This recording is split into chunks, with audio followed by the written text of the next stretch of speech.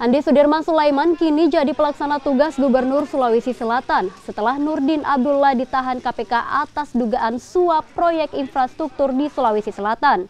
Penunjukan Andi Sudirman Sulaiman sebagai pelaksana tugas dilakukan setelah Kementerian Dalam Negeri menggelar komunikasi dengan Wakil Gubernur Sulawesi Selatan tersebut. Pihaknya pun memastikan akan pemerintahan di Sulawesi Selatan tetap berjalan.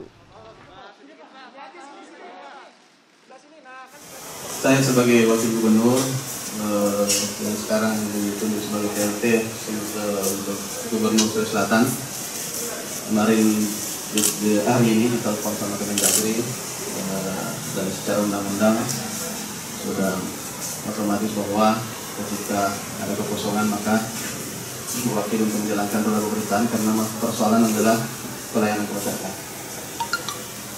Perlu kami sampaikan bahwa tentu ini adalah duka kita bersama, prihatin semua, berempati, dan kejadian ini di luar nalar dan pikiran saya bahwa betul-betul shock mendengar. Saya kira teman-teman juga kita selama ini sudah bekerja dengan maksimal dan visi misi saya Pak Gubernur selalu berada di lapangan sebagainya.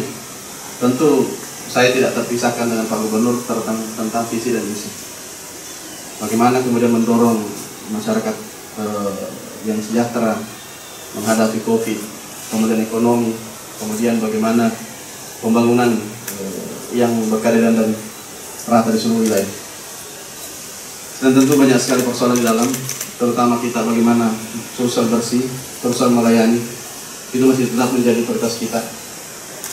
Tentu saya ke dalam besok insya Allah ada kopi morning untuk memberikan arahan-arahan untuk tetap tenang bekerja.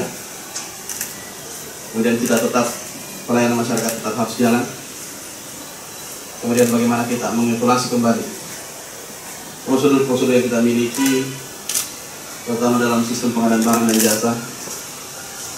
Apa yang kurang di sana dan apa yang sudah baik, tentu yang kita perbaiki adalah yang kurang dan yang kita lanjutkan adalah yang sudah baik. Kita sudah ada niat dan tekad yang kuat dari awal bersama Bapak Gubernur, Prof. Nurdin Abdullah, bersama saya Wakil Gubernur. Dari awal sudah kita kerjasama dengan pendampingan KPK. Dan itu sebagai bukti bahwa dari Korga, Persubga, pencegahan, tidak lain adalah supaya hal-hal yang kemudian terjadi human error di dalamnya bisa kita minimalisir.